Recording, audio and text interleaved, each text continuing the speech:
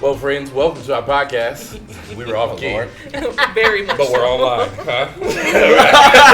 There you go. I'm Austin, I'm Kailla. and these are our friends. Rochelle. Kendra. Adam. All right, and you're a friend. Hi, friend. We're Hi. so glad that you're here. Friends, while you're here, make sure that you like, share, comment, and subscribe. One more time for people in the back.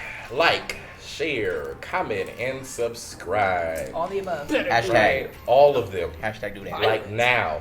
There's a thumbs up button. Click that. And it's a red button. Just scroll down. It says subscribe. Like it literally says the They're word. You so can't miss visible. it, right? Try. And then let us know you're here. Hey, Yeah, what's praying that? hands What's emoji, good? little smiley face, right? Okay, that's important, and we're grateful that you're here. Well, friends, today we're gonna have a conversation, and I think since we're on this theme of anger and stuff for a while at the church, like 2 months straight. Oh. Oh, yeah. Woo! That was strong about anger, right? Okay. Angry. Pray God says something new. So we're going to talk about holding grudges. My. Everybody My. has them. You have one right now. Yeah, a couple of them. Okay. Yes. Sometimes they're against people. Sometimes it's against like systems or structures. There you go. And There you go. sometimes it's about specific situations and how they went down, and you're holding that in the piece. So I'm holding a grudge. Okay, all right. Yeah. Well, okay, we hit the category. All right. So today we're gonna go out of the book of Leviticus. Read One of them, Read. Thank you. Read. Thank you. I did it right? You did it Okay. right. You did it right. Read it. Leviticus chapter 19, and we're going to read verse 18.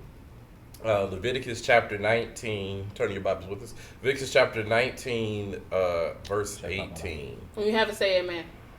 Amen. If you don't have it, say read on. Read on. Leviticus chapter 19, verse 18. Read. Do not seek revenge or bear a grudge against anyone among your people, but love your neighbor as yourself. I am the Lord. All right. My. Straight up. You. Straight Yeah. up. No. Yes, a little heavy. You just chastised me. Yes. I like Leviticus. It gets straight to the point. Straight It does. up. Yeah. Okay. It does. So again, our conversation today is really about exploring how we hold grudges again against people, against systems or structures, and then of course against certain situations or the past, right, which can be very prevalent for us. And the main, I think, tenet that we need to explore first is like what makes us want to hold on to things or people or the hurt or the past or the incident or the words. What makes us want to just be like, ugh. It's comfortable. It's comfortable. It's a comforting feeling to know that I can have the same feeling Yeah. and it won't change. Yeah. I know I can look at a certain situation and be like, yeah, I still feel like that. And I don't have to try to look into it deeper. I don't have to try to fix it. I don't have to try to heal it. Yeah. I just know I'm good on that. And I like that feeling that I don't have to change it. Yeah. I could definitely feel more personal, like you said. Yeah. You know, like I'm holding this grudge, and the only person who can stop this is me. Yeah. And I'm okay with not stopping it. I'm good. Yeah. I can hear what you're It's saying. comfortable. It's crazy that pain is comforting. And it's to change is uncomfortable, and to come out of that is uncomfortable. And even though on the other side of that is peace and joy and, you know, feeling a little bit lighter after releasing that anger, that's something new and different, though it's better that people aren't always ready for it.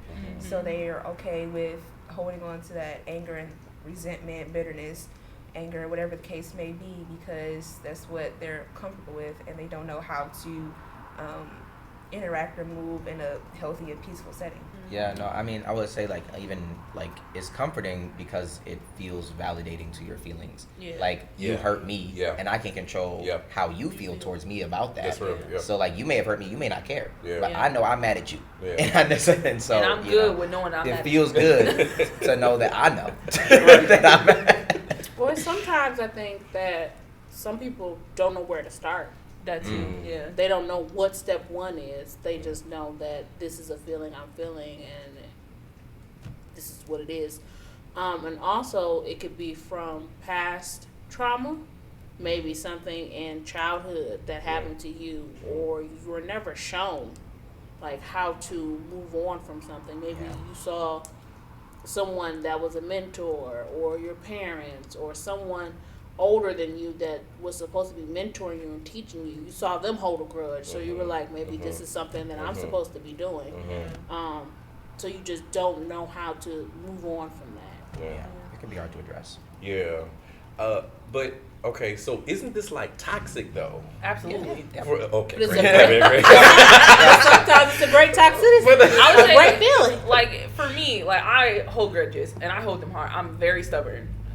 It takes a long time to let it go. Now, when I do, it feels great when you can like let something go. Most of the time, I usually forget about it and it's just whatever. But then when I think about it, like, oh yeah, I was mad at you. But it's like it's one of those feelings where I have that power to feel what I feel, and you can't change that. And I rather know that I can control the situation and know that I don't have to be with you, around you. I don't have to do any of that because I'm mad at you and you did something that hurt me, and I want to hold on to that until I'm ready to let it go. And then God be like, let it go. Okay, I'm good now. I mean, especially when I was younger, I held grudges a lot. Some would venture to say I had anger issues. That it was, I would be the one who said that, among others. But you know, what I learned over time is, I mean, even though I felt like I was violated in that moment, and so I was like, oh, I'm really upset and I need to do something about. Something needs to happen to make myself feel better about this.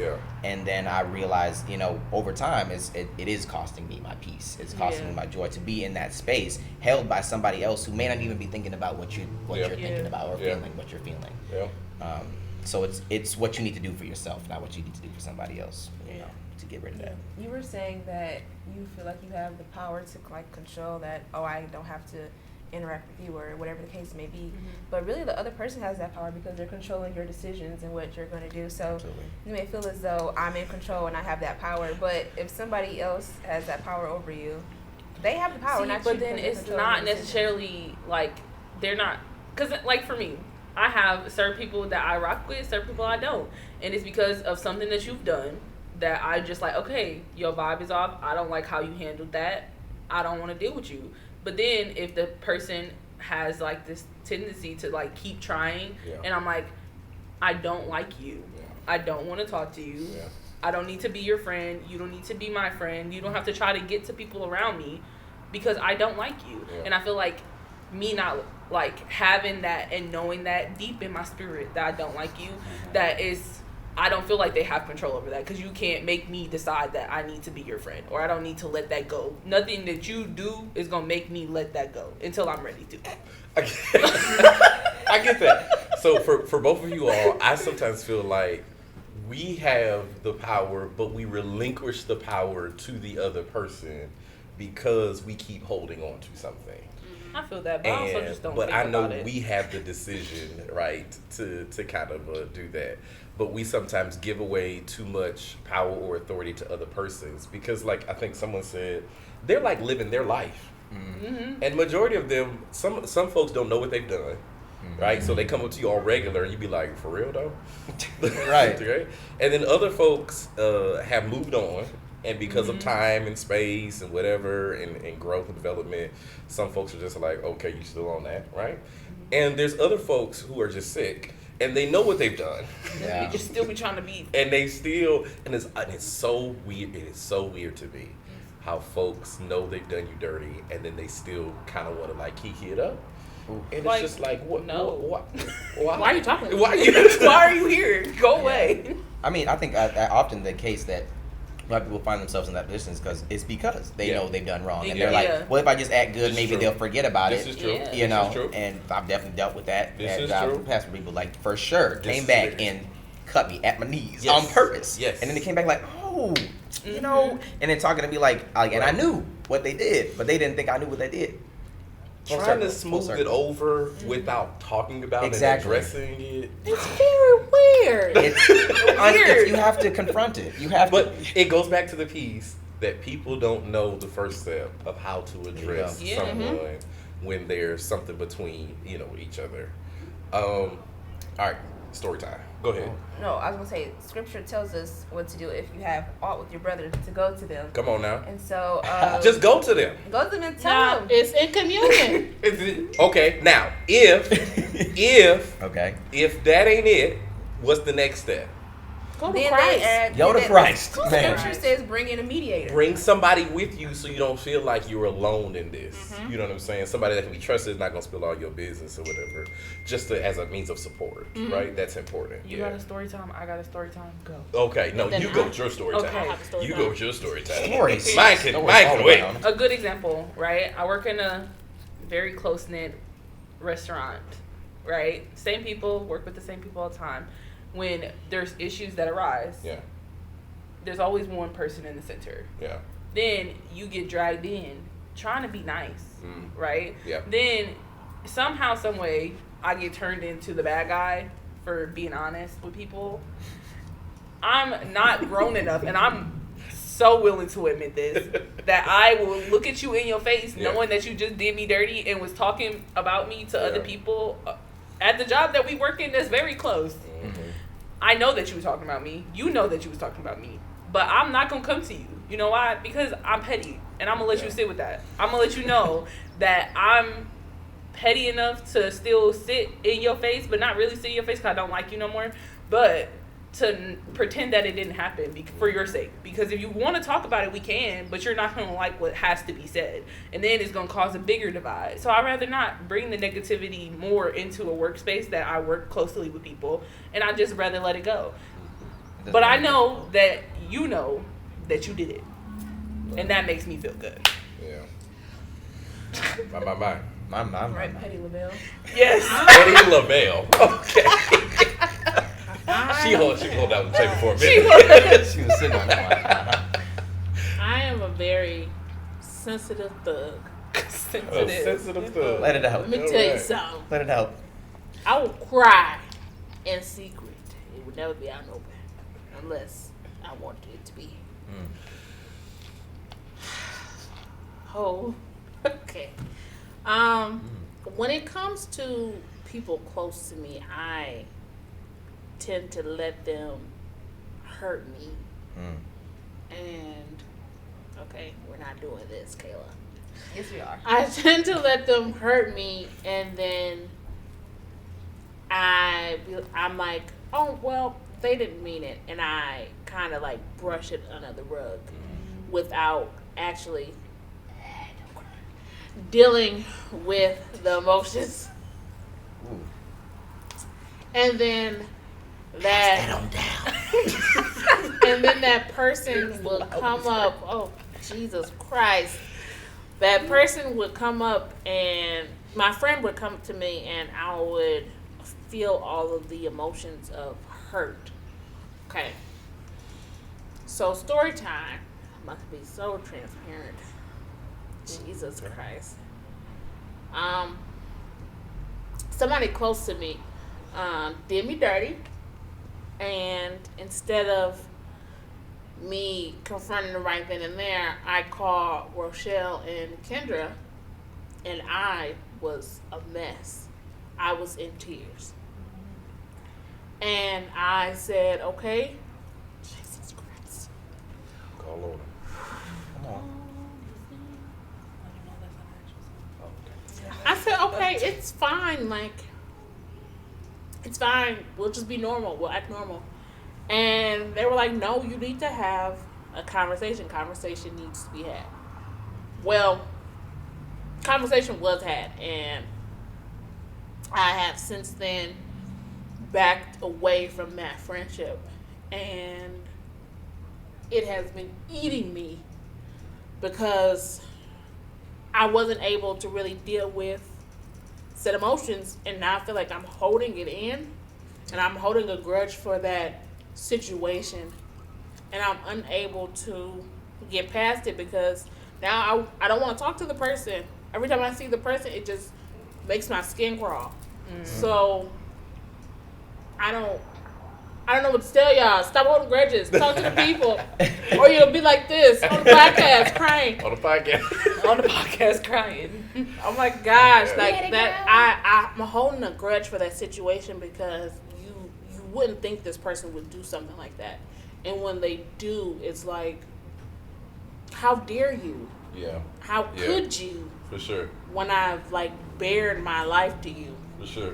For and sure. so it's For sure. just I don't know. It can be hard to let the grudge go from that, like from a situation, but you got to. Yeah. You got to, or you be like me, crying on the podcast. Yeah, that's Not a sing and let it go. that's the Can't danger. hold it back anymore. I think maybe Just letting it all out. we need to have another conversation about what happens when we can't address the person. Not only emotions get in the way, but sometimes even death. Oh, get in the way, please! or we lost Oh my contact. gosh! And we still have grudges that we need to Lord. express and we need to let out, but it feels like we can't.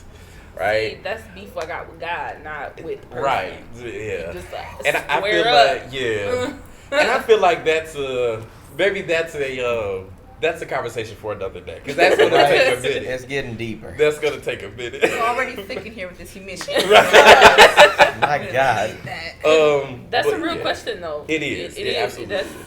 yeah. Yeah. I mean, So- but that's the backside of I vulnerability. feel like Right. Kendra. Right. You're like Kendra. And here I am with dry face. We haven't started talking about you yet. That's Okay. right. Relax. Relax. But yeah, no, I like having like not being able to have conversations with people like is tough. Like like Yeah. like even with like my mom and stuff, like I be wanting to have so many conversations that I wish I was able to have. Now mind you, I was very close with her, so by the time she passed away, so like we had lots of conversation. Yeah. But every now and again I just be wanting to call and be like, this is dumb. Well, And then I talk to Jesus and be like, why you do that? yeah. And then, because like my grudge is not necessarily with the person that passed away. Yeah. It's with God in a sense too. It's like, Yep. why would you do that to me, knowing that I had conversations? And that's the second podcast when you have a grudge with God. Grudge with God. So Yes. yeah, conversation for another day, because that could be hours. Absolutely. Absolutely. I've been holding a grudge against my sister, Yeah. Katarina, Yeah. and Named her. I was like, why did you leave me here? I'm dealing with a lot of stuff alone. Yeah. Mercy. This reminds me of the story, right? Remember in the book of Genesis with Joseph and his brothers, right? So there's this piece where Joseph has this dream and vision from God, and his brothers, out of jealousy, but also I think out of misunderstanding, and because he was different than them, and they were still raised in the same household, right? And how that sometimes plays a role. They put him in a ditch, sold into slavery, that kind of piece. Yeah. And we get to this piece later, towards the end of Genesis, where years later, Joseph and his brothers haven't talked. And the same people that put him in the ditch, now Joseph is like the vice president, right, of Egypt, and he's chilling and he's cool. And he got all this stuff, and his brothers and even his father have to basically go crawling back to him to ask for help. Now they don't realize who he is until Joseph tells me, I'm Joe. I'm little Joe. I'm little Joe. Y'all throw in the ditch. Remember me? And in this moment, Joseph had like decision to make. And the Bible lets us know that he chooses not to hold a grudge against the very same people that did him dirty, never looked for him, never sent a letter, right? Never sent a raven, you know what I'm saying? That Sent a letter to signal, the nothing. Game of Thrones. None of that, right? It's just like left I have high a and question dry. for you. Yeah, what's up? As a pastor, Yeah, I was gonna get to that, but go ahead if you're gonna get to this piece. you've dealt with a lot of members and a lot of souls, Yes. and it's Just to keep leave. Yeah. that's the bucklebacks right there first. But you've dealt with a lot of souls, and not every soul was kind. Absolutely. So there's a it doesn't happen often, but maybe once or twice a month, which may be kind of often. I would say that's kind of often. Sorry, look at I have these thoughts. Mm-hmm. A lot of people talk about the pastor in various circles, and I don't think people realize, like, somewhere or another, it usually gets back to me, right? And then they be like, "Oh, God bless you, so good to see you, just love you. Here's a plate, whatever, all this kind of stuff." But like, you hate me, yeah. You hate me. There's also those people too, right? And then sometimes to get in the pulpit before I preach, sometimes I have a moment because I look out at the congregation and I see some faces, and then I mentally imagine, and I want to take the microphone and be like, "Sister, bro, and so stand on up. Think you're bad, right? Lord, Lord, help him, Jesus." Right? This is why he's delivered. That's right.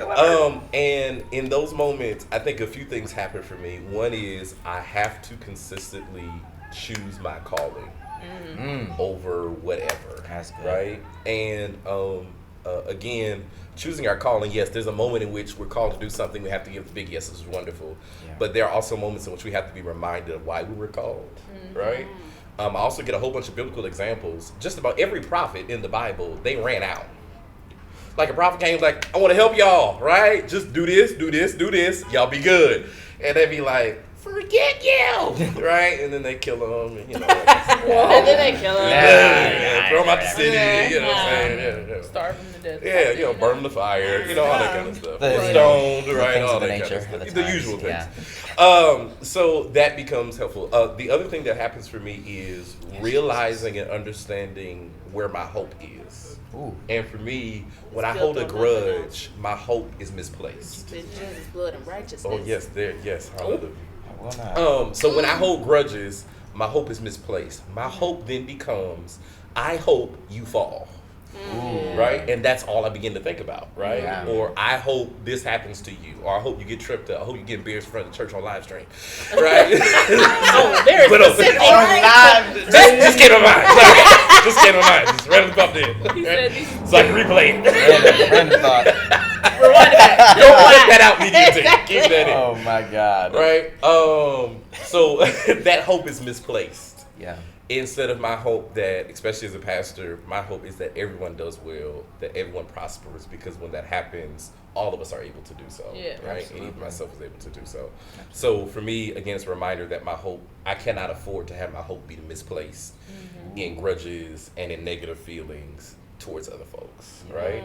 No, that's super valuable. Yeah. And then I'm gonna say this last thing. I know this is true. I just can't back it up right now. Okay, just watch the next episode. I believe sometimes, majority of times, you need to address the hurt or infraction, but I do believe there are some times where it's not really worth it. I feel like sometimes, because of the nature of the person and the conversation, we're only just gonna fuel the fire. Yeah. And going back and forth, if I'm able to get over it and to move on, I think in some places, just some, it's more healthy for me to just shut up and to move on with it, learn to respect my boundary around you all, right? Because I have to have that going forward, right? Yeah. And just kind of move forward. I think that is a great gift that you can give yourself. Yeah. If you can do it, is to release that without even including another person. I mean, if you can do that, or that nature. Because if you wanted the kind of revenge, God's gonna do it for you. If someone did you wrong, that's like quite literally like you live a righteous life. God will take care of your ones. You know, that's how it happens. My dad actually prays for the people who do him wrong, because in so many instances, there has been situations where my father is a pastor. You'll reach back to the pastor's kid video. I didn't hear about that. So there's been multiple instances where people have done him like really bad, and he's like, "Oh God, please don't do them bad." But there's been situations where like people have died because they've done my father wrong. Or like their children gets cancer, and I'm like, Jesus, like whoa. God's revenge is crazy. And exactly, it's the most. He'll get them in a way that you could never. Absolutely. So you're wasting your energy, your time, and all that, just trying to disturb your peace. You know, trying to go into that. I feel like sometimes we need to learn how to be okay with not seeing God's vengeance. That too. You may never see it. Many times we want to be like, oh, get them, God. Get them right now. And you see them fall out of the chair. But most times, maybe that's not God's vengeance for your situation. Maybe that's something they did for like some years ago. And I think we need to be okay with not seeing vengeance. That too. Because it's not up to us. We're not Santa's little helpers. We're not in the shop. I'm screaming. We're not Santa's little helpers. The give back is not always as satisfying as we think it in our head. And also it continues this like cycle of hurt, because if somebody does something to you and then you want to do something back to them, well, if they're just as petty as you are, then they're going to do something back to you because you did something to them because they did something to you. And then you just keep going. Right? Painting in the grass. Listen, okay, I feel like a big part of it is that, like, yes, I hold a grudge deeply sometimes, right? But I also have a heart of forgiveness too. I usually just don't say it out loud. Like, cause like how people always talk about forgiveness is not always for the other person or for the situation. Sometimes it's literally just for me. Even if I'm like in a bad place and I'm like still don't like you, I still might not like you, but I don't care about the situation anymore because I let it go. I gave it to God and said, all right, I'm done with this. But it's like, in my soul, when something happened or you do something to somebody else and then they come to me, I'm like, I told you. Like I warned you that person was like that because they did it to me. Why wouldn't they do it to somebody else? But I kind of also have like in my head is like, I just don't forget about things. Like I might let it go. I might let go of the situation and not hold on to it as tightly. But I never forget about it, and I never am the same with that person, because why would I be? I don't trust you anymore. And I feel like that's a big thing too, is like even with grudges comes trust. Like you lost that from me. You don't get that back. And however you earn trust back, I don't want your trust back. I don't want you to earn it back. I want you to stay where you at, because you're not meant to be nowhere near me. But good on you. Relationships change as a result of how things happen. Absolutely. So it's your responsibility to be like, okay, well, no, you've hurt me, and I don't, what is it? Forgive and forget. I don't forget. Yeah, absolutely. Because then you're going to treat me the same way than you treat me before. I will put you in a new place. Right. And that's there. And I want to clarify, when the Bible talks about forget the former things and forget this, forget that, it's not this piece of erase it out of your memory. Absolutely. That's never the piece. It just means don't allow that situation or whatever to have a hold on you that is in the front of your mind. Right? Yeah. And I also feel like me as a person, I always go back to that, because I feel like I'm a little, like she said, I'm petty. Okay. I also feel like I've grown as a person in a certain senses. Like some of these situations that I probably think I'm holding on to grudges to, I really don't actually care about anymore. I just like the thought of having them. So it's just like, but it brings it back. Like when I'm in a situation, like even like in a church meeting and somebody said something about me a while ago and I know about it, I'm like, it's a reason I don't like you, for real. And then I have to think about it, because I probably let it go, but it's just there it is. And it's just like, okay, but it just moved to a different place, and it's just like, I'm okay with that, but I'm not a miserable person. I think that sometimes people, when they have grudges, makes them miserable. No, I'm good. I'm a happy, joyful person most of the time. I just choose to have those little things in the back of my head that I'm like, I think that's a defense mechanism, but it probably is, but I'm good with it. We've talked a lot about grudges against like people, like one-on-one experiences, and in the beginning you mentioned like, we might have grudges against like systems or like bigger things, and that got me thinking. And so I'm obviously, well, maybe not obviously, but for me, I think about like the grudge that Black people have towards white people for. I still have it. I Yeah. have it, and I'm holding And I'm on half white, and I still to have guys it. that changing hands. Yeah, I Like grew all up of you with are black half. folk. I'm sorry. I'm sorry. It's So- pretty cool. Your daddy black, so you black. but like Yeah. case of like I'm sorry. having grudges against like literal systemic racism Absolutely. and you can't really let it go all the way because it affects your everyday life Mhm. and you literally don't have the power that white people have and it literally controls Yeah. everything. So Yeah. Angry. in situations like that it's and even with that it's generational grudges. Like these grudges have been passed down. And so that's a whole other issue, like generational like curses and passing down that anger to your descendants. But when you have a situation where you can't really do all that much about it, but you have to navigate and work with the grudge, or even if you don't have a grudge, you still have the effects of it. Right. So it's like, how do you navigate that while still being godly and friendly and Jesus-like, but also I don't trust you, white man. Because what do you have up your sleeve? What are you Yeah. planning? Yeah, and so it's hard to balance that. Like, go about life like, whatever. Even if you don't have any personal like one-on-one interactions or like stories with like a white person in this case, but like I said, it's systemic. So when you go out apply for a job or school or whatever the case may be, these things are kind of like thrown back in your face. So it's kind of hard to navigate that. So how do we go about that as a people, especially like in this climate with Project 2025? Yes. Yeah. Read up on that and vote. Yes. So and they're trying to like take us back in time with that. So how do you navigate being hopeful, not holding a grudge, being Christ-like, but also you are quite literally affecting my livelihood and the livelihood of my family. So it's a hard thing to balance.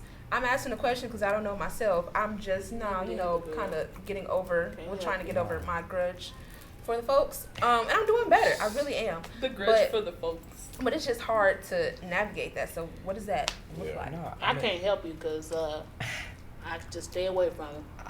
I think it's difficult.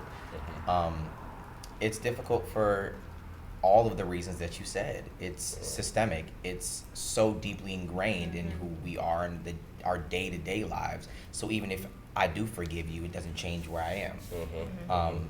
But that doesn't take away from the importance of forgiving people.